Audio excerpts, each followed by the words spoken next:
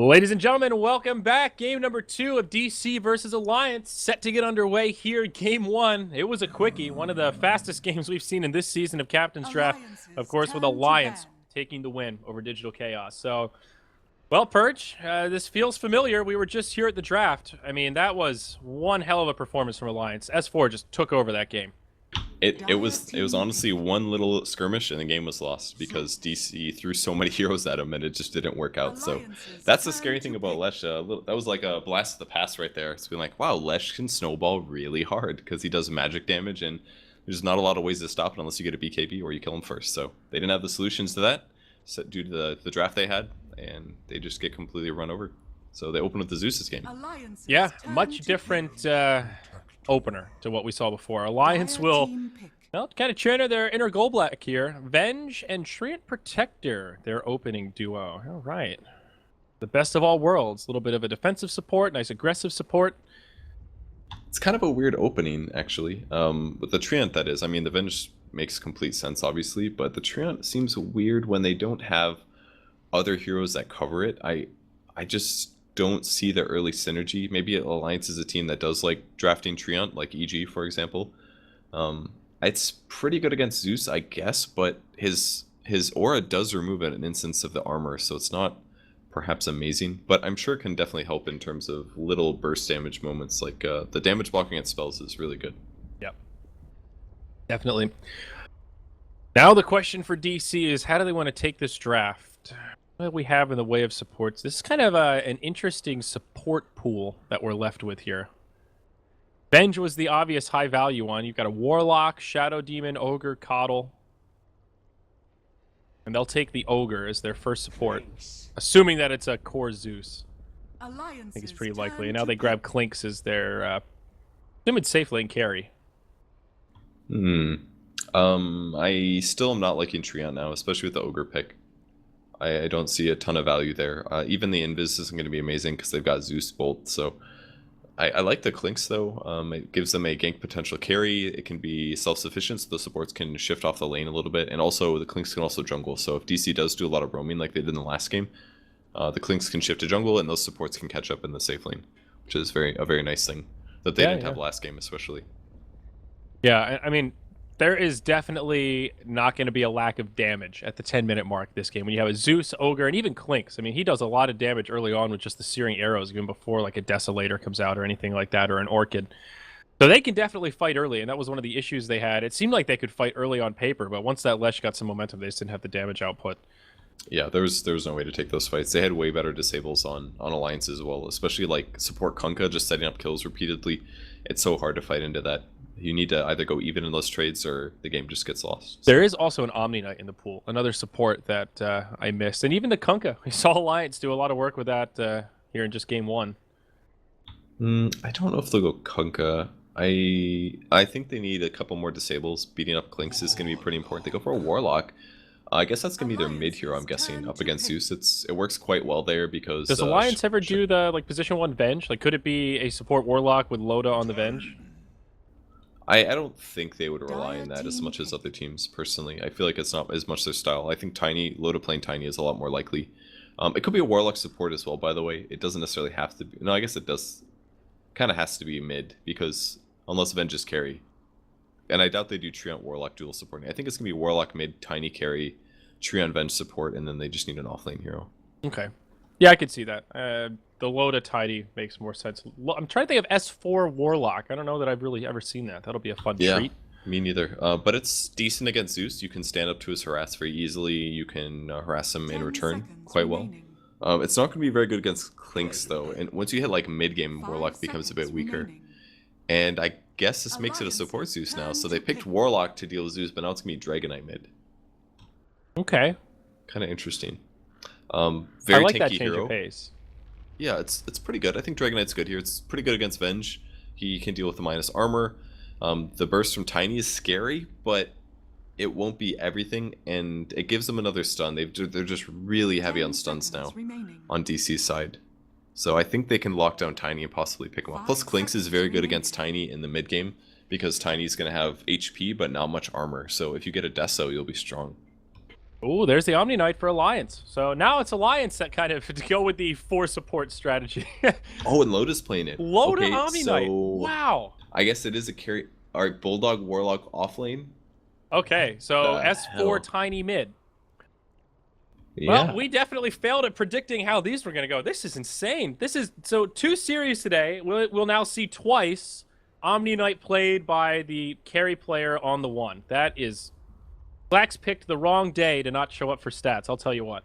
Yeah, no kidding, man. That's his favorite hero. That's awesome. And seeing it on the carry is just so rare. So oof. Well, it'll be interesting to compare the item builds as well. If Loda goes for that similar, just kind of mech, Ags, you know, Guardian Greaves, utility Omni Knight, or if he actually tries to play more of a quote-unquote carry Omni Knight where he gets like a, you know, some right-clicking items you're talking about, Maelstrom, SNY, Yeah, that there's kind of stuff. there's no way he's got to get a mech. I think the mech is just too important here. I think the offlane Warlock's actually gonna work okay because the 2 supports he's against is an Ogre and a Zeus. Zeus is not a good hero for zoning. Ogre's very good, but if they do a dual lane of like maybe Tree Warlock, I think they can actually what they can do is they can turn the Treant into like a tanky support and then heal him with Warlock and just zone heroes. Yep. It's like one hero that can actually kind of compete with Ogre is Treant Protector. Yeah. All right. Well, I like these drafts. Hopefully it works out better for DC here in game 2, so we just have a more even match on our hands. I can't imagine Alliance will be able to run over them quite so easily, though, with this lineup. I have high expectations for this Bulldog Warlock. I'm not going to lie. I want to see him make some plays. Well, it all comes down to Fatal Bonds, I guess, and not getting solo killed by Clinks endlessly in the late game, because you've got no disable, so any heavy gank hero in the late game, like a ganking carry, just absolutely eats Warlock alive. Yeah, that's true. You know, whenever I think of Warlock, I think back to the TI4 qualifiers where I saw a game where Complexity won by doing a Warlock mid against Puck. And I think I was casting with Durka, and we were like, oh, this is really weird. And it just completely destroyed the Puck because you can't phase shift the DOT damage. And he had no way to deal with it. And I guess it's sort of similar like Warlock versus Zeus. He doesn't really have any way to deal with just the Shadow Word damage over time. Yeah, even Dragon Knight's going to have a little bit of trouble with it. Like, Dragon Blood helps a lot for health regen, but he's obviously not going to max it out over Breathe Fire, so he'll be a bit limited there. A little bit of lane shuffling going on. EGM, the Christmas tree. Gotta love this skin. Again, this cosmetic, whatever it is. What is that? Technically a back piece, the shoulders. Yeah, I was just checking out. It's not like all commons and uncommons. Oh, he's going to find cool 1437. Wow, and this he goes Leech Seed level 1. This is where Treant really shines. He punches hard. He did go Boots level 1, and 1437 didn't, but not going to dive the tower. Still a great start against the Zeus, though. It completely pushes him back, and he's just going to have to walk back to the well. Or use like 3 tangos. Like, that was really expensive for him and almost cost nothing for EGM. Yeah, he'll be able to just regen up the mana. So for now, it'll be Tiny versus Dragon Knight in the mid. That puts Bulldog in the solo safe lane on the Warlock. And then up top, it'll be a dual off lane. Loda on the farming Omni Knight here. And then, of course, the Venge picked up by Ake. This Venge set looks like PA. I keep looking at it and thinking Ake's playing PA. So if I miscall really that, correct me, because it's very...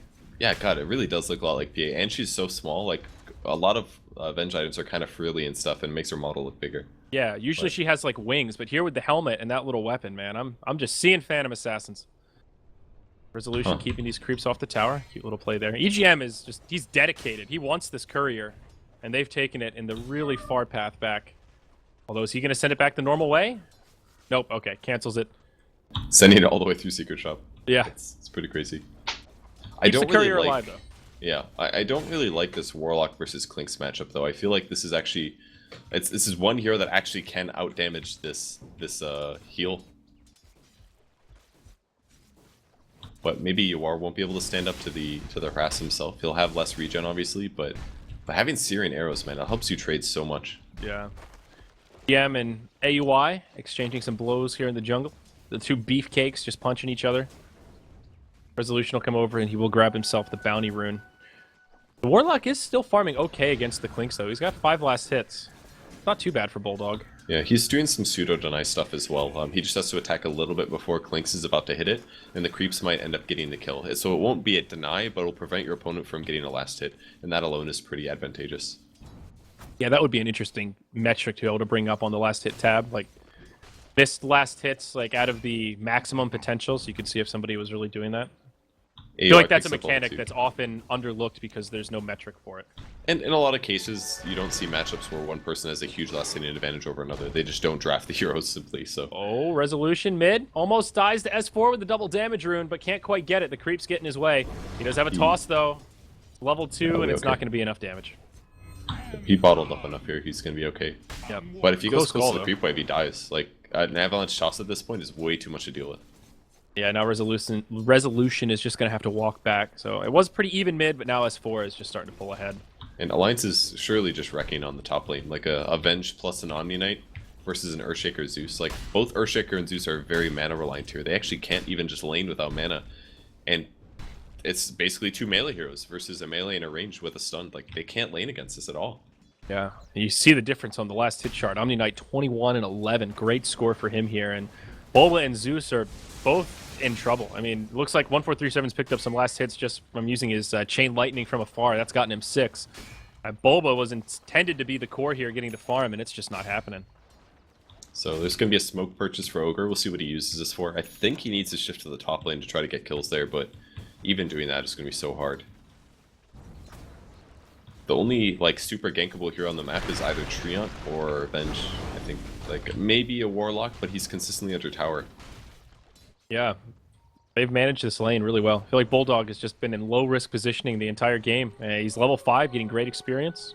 Yeah, and he's gotten stats heal as well, so he's extra tanky. Yep. I think that's the right build here for sure.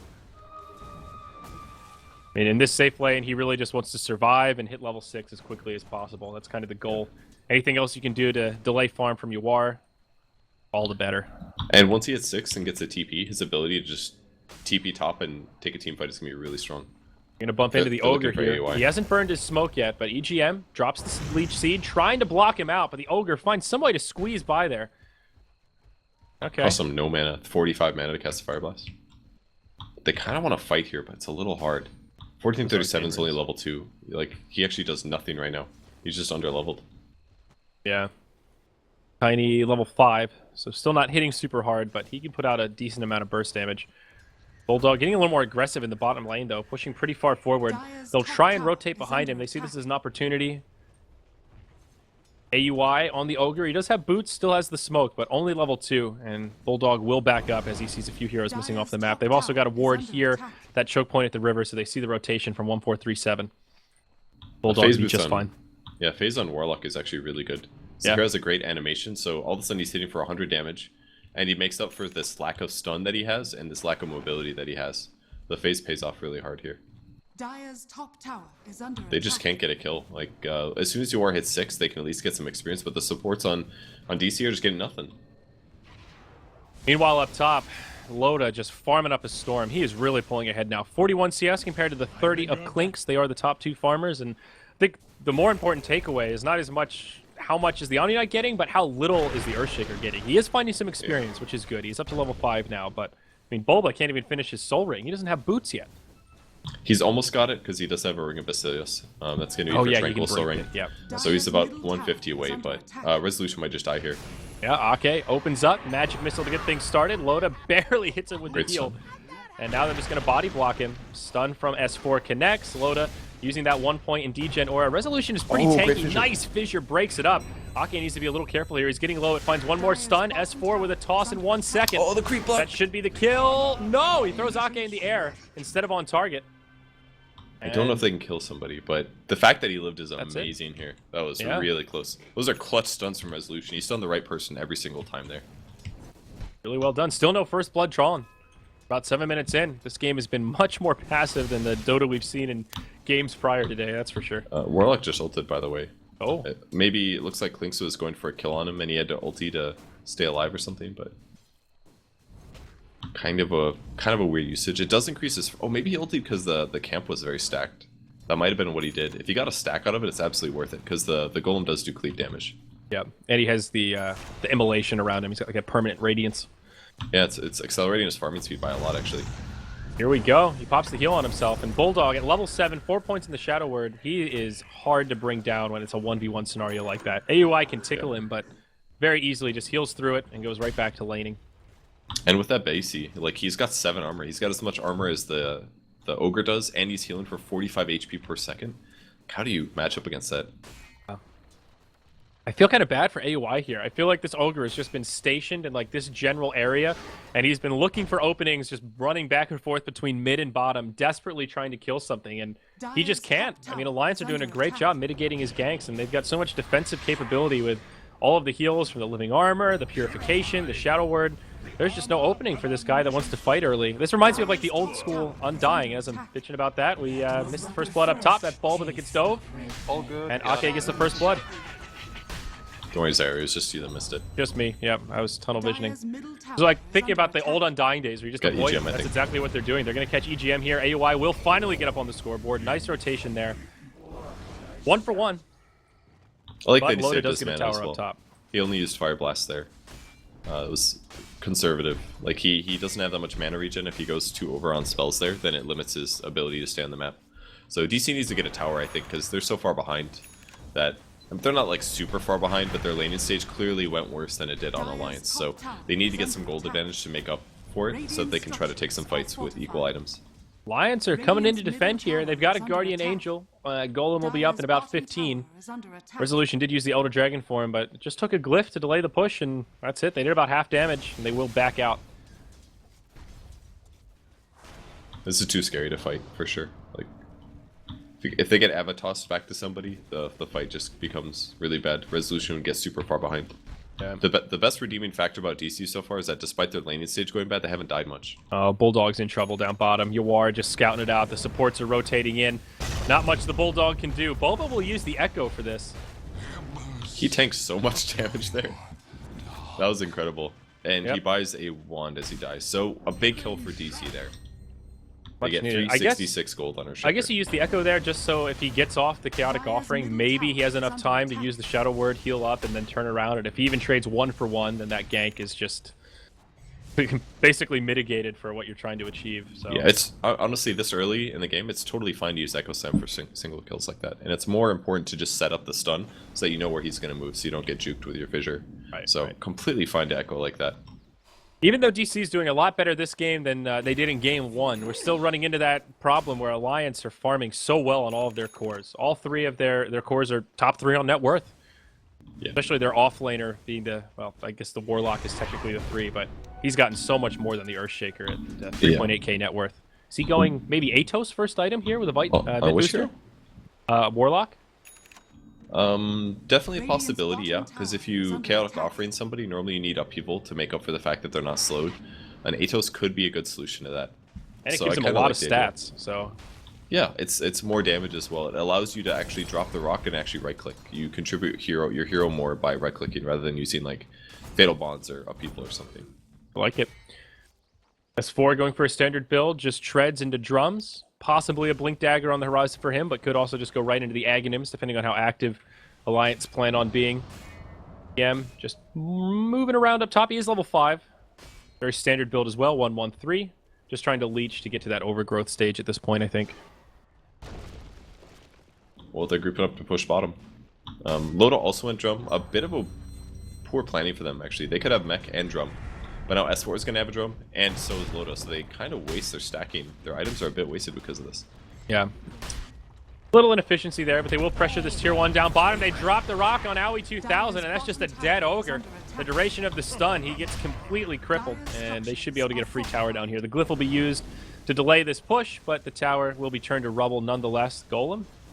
Oh, they'll heal it up, actually. Meanwhile, in the top lane, EGM looking at resolution here. He's still only level 5. Thinking they could TP and maybe go for a kill, but I think he's just hoping for a tower deny. And unfortunately, it won't happen. The creep's pushing back as he gets blocked out. Yeah, that was way too dangerous. Tier 1 for tier 1.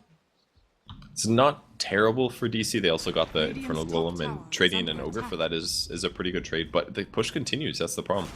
Yeah, the Golem still has quite a bit of time left, about a third duration. Yor, maybe a kill top lane. And okay, they will finish off the Ogre, so that's a little bit of gold there. EGM initiated Perfect on. He timing. preemptively used the Living Armor, really heads up play. Uses the Overgrowth and just walks away. Definitely felt like that was coming. Yeah, he saw the clinks in the area. Oh, Maybe. AUI. Wrong place, wrong time. 4-on-1, and they shave a little more bacon off the Ogre's back. Their words are so good for these ganks, too. They see where everybody is. And they're moving straight. They're following. They use the drum, too. They won it. Actually double jumped. S4's got Avalanche up in about 2 seconds. AUI.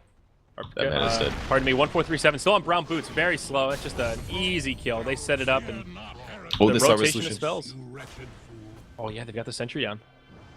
He just hit 6 too with that kill, but didn't have swap ready.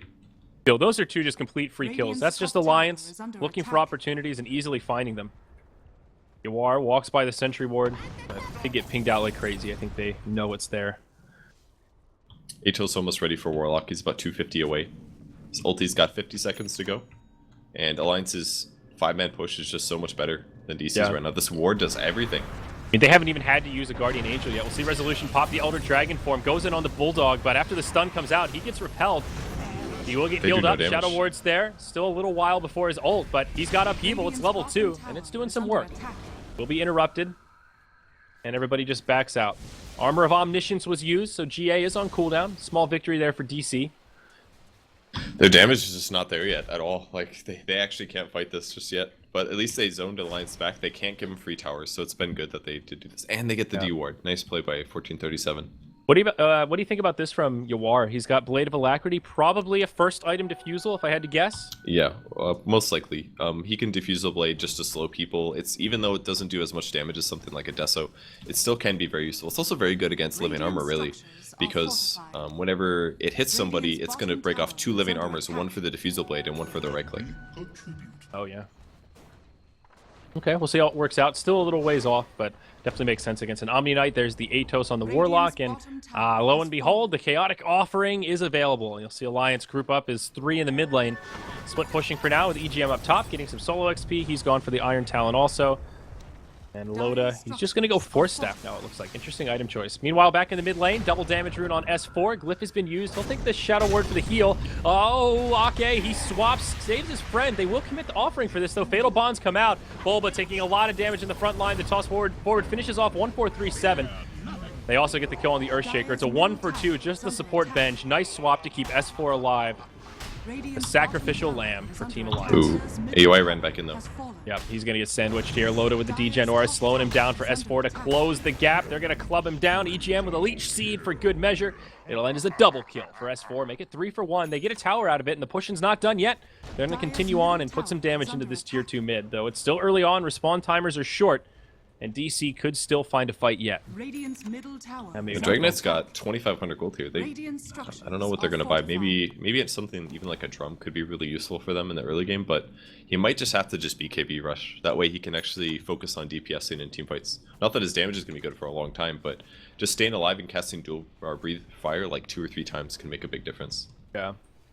I think that fight could have gone even better for Alliance if Bulldog didn't hesitate with his ult. With that swap, he kind of waited a second, thinking they might just disengage, and if he had just committed it, Ake would have at least had a chance to live. But obviously still a really good fight for Alliance. Bulba, he uses the fissure, kind of misses, but it does juke the stun from S4. He gets healed up right away, gets the repel. Now a swap from Ake onto Yawar. They've got a dust, and this Clinks is in big trouble. GA comes out. That buys time for Ake. He'll get healed up even more. 1437 out of mana. Can't finish him off, and he'll just get clubbed down by the Tiny. Fissure not going to do enough to break up this fight. They want resolution still. Blink forward from S4. He's got the Avalanche. Stun combo to boot. Tosses him back. Gets a 3 for DC, losing more momentum around the map, and this Tier 2 in the mid could be in some trouble. Looks like creep equilibrium is in their favor, but still a 3 for 0. This is starting to feel more reminiscent of what happened in Game 1, Purge. Yeah, this is looking a lot like Game 1. Alliance just picked 5 heroes that are really good at fighting at the start of the game, and DC has 2 to 3 heroes that just aren't ready to fight yet. One of which is Zeus, and the Earthshaker's okay, but as an offlaner, you know, he gives less value. Ogre Magi in some trouble. He's locked in the tree line. It's a 3-on-1, and they are going to bring down the Ogre once more. AUI 0, 4, and 2.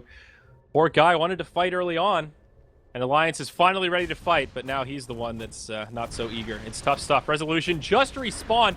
The hunting continues. Relentless from Alliance as they jump right onto Resolution. Upheaval comes out. S4 will try to commit a little bit further, but he sees all the team of DC, and they will not get the kill, but they will send Resolution right back from whence he came. He's going to have to head back to the well, I think. Maybe not. Man, this is not good for DC. They just can't take team fights early. Their damage is really weak against the core Omni Knight as well. He pops Guardian Angel, and there's nothing they can do in the fights anymore. Yeah. They just have to back. They need to get pickoffs, and it's very hard for them to do that until they get a Blink Dagger on Earthshaker, because the only way they can initiate is either Ogre Stun, Diffusor, or Dragonite. It's not looking good. I think Dragonite needs like a Blink Dagger or something to initiate, because right now DC is just constantly at the beck and call of how Alliance wants to engage. I mean, he's going for the BKB, and you can't fault him for that. He's got the Ogre Club. The extra bit of strength does give him some more survivability. But you're right. They need somebody who can get in the front line and actually be the initiator and, you know, take the fight on their own terms. It feels like every fight in this game has been DC reacting to Alliance for the most part. Every is hyperbolic, but it's Alliance that are the aggressors here, and DC are just, they're playing their game, and they need to find a way to force Alliance out of their comfort zone a little bit. Roche is up, S4 and low to walk into the pit. Looks like Alliance has some more support coming, and they're just going to go right for Roche. But two huge items for DC as they decide to do this. Bulba gets the Blink Dagger on Earthshaker, and the Diffusal is completed on Klinks. You are also level 11, so Death Pact a little more powerful. If they were set up to take the Roche fight right now, I could see DC coming back, but it looks very much like Roche is going to fall to Alliance. So despite those big items being picked up, they're just a little bit too slow here, and it's going to change the game in a lot of ways. I think it's going to be very hard for them to fight into Aegis, even though they do have these items picked up. They have to kill Omni Knight first, pretty much, but it's so hard. There's Swap, there's Inferno Golem. Plus, he has a Force Staff, too.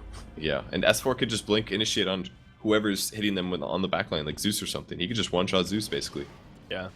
It's really scary at this point. The gem is well secured in the hands of Omni Knight, who also is level 11, so that's another second here on... Oh, actually, he didn't put the point in Guardian Angel. Oh, there he is. Oh, God. He skilled it up right as I looked at it. So an extra second of physical immunity. Not so bad as they look for this tier 2 mid. Should be an easy tower kill for Alliance. Right now, DC are kind of grouped up about the top. They're not even hitting the tower yet. They're just going to have to hand this one over. They're hoping for a counter gank, basically, that Ogre will get ganked again, and they'll be able to turn it around. And they've got to go back now and fight at the high ground. Yeah, I mean, with an Aegis, Alliance can look to poke at high ground here. Blink Dagger on Tiny. If they can just catch one, a 4v5 makes this pretty easy. He's got the free BKB from the Repel. It is only level 2. He went for that third point in Degen Aura, but it's still enough to let S4 feel pretty confident moving up to the high ground like that. It will chip at the tower. More importantly, Alliance force all of DC to TP back to their base. And now that they know where they are, they'll just start to spread and continue farming.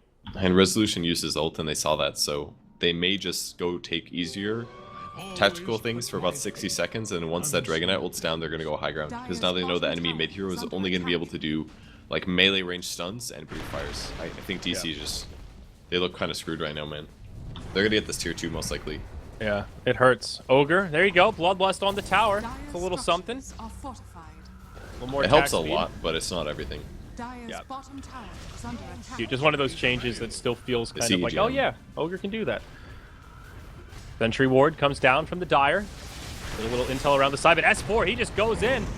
Pops the Zeus right away. Now the Rock to follow up. S4 takes heavy damage, but they've got plenty of follow-up. Talking about follow-up, there's the Blink Echo from Bulba. Connects on 4, but S4 is still alive. GA is used, and all that time he still had the Aegis. They use everything for just an Aegis GA. They'll swap Bulba. He dies. AUI not going to be able to make it out. He gets tossed in the air. A few more auto attacks will bring him down. It's a 3 for Aegis trade. The tier 2 tower's gone down, and now they have a Golem with plenty of time left to try and break the high ground. No glyph for DC. No buybacks either, except for Zeus. He's coming up in a couple seconds, but Earthshaker and Ogre, they'll be down for the count before they can even defend the barracks, I think. This is at least a tier 3, probably a lane of racks. And that was almost all of DC's fight there. The Echo Slam did a lot, but it wasn't everything. They needed the Zeus ult, they needed them not have the Aegis, and he's gonna get one shot again.